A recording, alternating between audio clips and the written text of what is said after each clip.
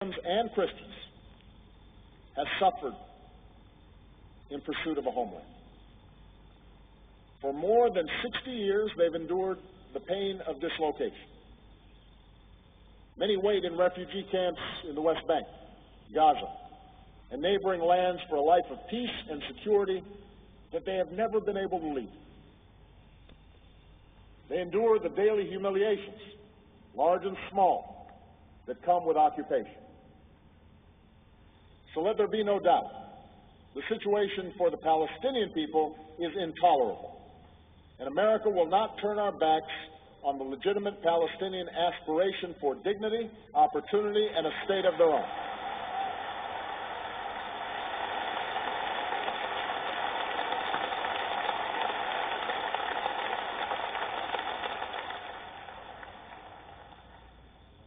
For decades, then, there has been a stalemate. Two peoples with legitimate aspirations, each with a painful history that makes compromise elusive. It's easy to point fingers. For Palestinians to point to the displacement brought about by Israel's founding, and for Israelis to point to the constant hostility and attacks throughout its history, from within its borders as well as beyond. But if we see this conflict only from one side or the other, then we will be blind to the truth. The only resolution is for the aspirations of both sides to be met through two states where Israelis and Palestinians each live in peace and security.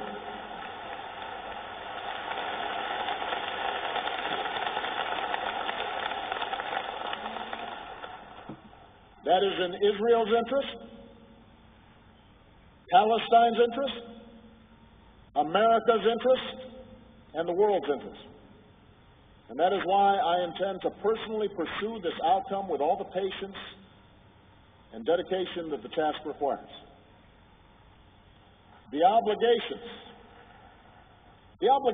that the parties have agreed to under the roadmap are clear. For peace to come, it is time for them and all of us to live up to our responsibilities. Palestinians must abandon violence. Resistance through violence and killing is wrong, and it does not succeed. For centuries, black people in America suffered the lash of the whip as slaves and the humiliation of segregation. But it was not violence that won full and equal rights. It was a peaceful and determined insistence upon the ideals at the center of America's founding. This same story can be told by people from South Africa to South Asia, from Eastern Europe to Indonesia. It's a story with a simple truth. Violence is a dead end. It is a sign neither of courage nor power to shoot rockets at sleeping children or to blow up old women on a bus. That's not how moral authority is claimed. That's how it is surrendered. Now is the time for Palestinians to focus on what they can build. The Palestinian Authority must develop its capacity to govern with institutions that serve the needs of its people. Hamas does have support among some Palestinians, but they also have to recognize they have responsibilities to play a role in fulfilling Palestinian aspirations, to unify the Palestinian people. Hamas must put an end to violence, recognize past agreements, recognize Israel's right to exist. At the same time, Israelis must acknowledge that just as Israel's right to exist cannot be denied, neither can Palestine's. The United States does not accept the legitimacy of continued Israeli settlements.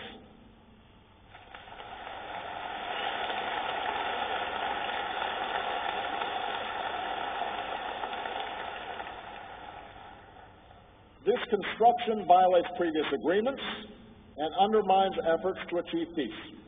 It is time for these settlements to stop.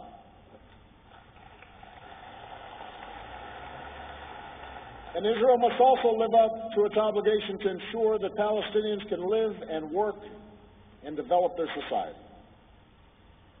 Just as it devastates Palestinian families, the continuing humanitarian crisis in Gaza does not serve Israel's security. Neither does the continuing lack of opportunity in the West Bank.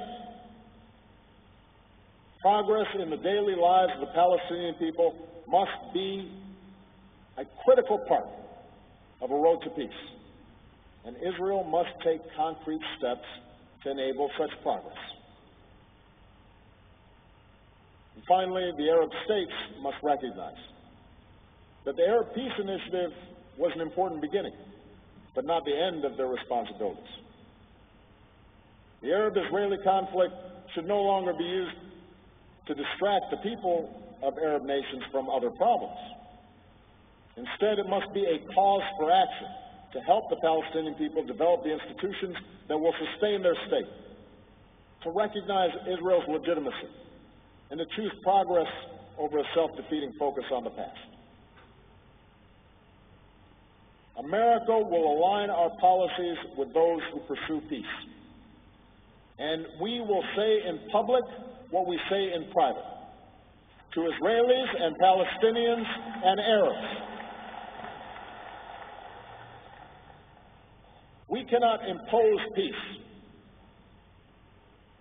but privately, many Muslims recognize that Israel will not go away.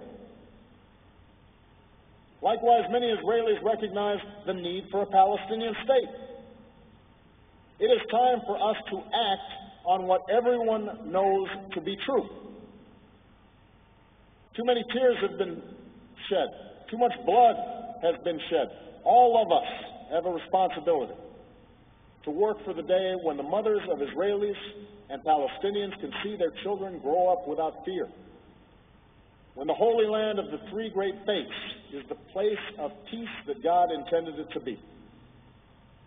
When Jerusalem is a secure and lasting home for Jews and Christians and Muslims, and a place for all of the children of Abraham to mingle peacefully together, as in the story of Israel.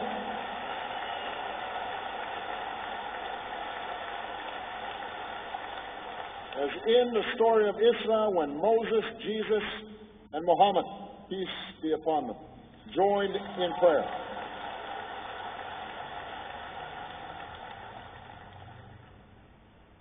The third source of tension is our shared interest in the rights and responsibilities of nations on nuclear weapons. This issue has been a source of tension between the United States and the Islamic Republic of Iran. For many years, Iran has defined itself in part by its opposition to my country. And there is, in fact, a tumultuous history between us. In the middle of the Cold War, the United States played a role in the overthrow of a democratically elected Iranian government. Since the Islamic Revolution, Iran has played a role in acts of hostage-taking and violence against U.S. troops and civilians. This history is well known.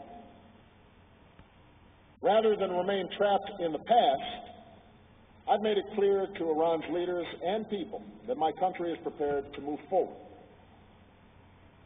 The question now is not what Iran is against, but rather what future it wants to build.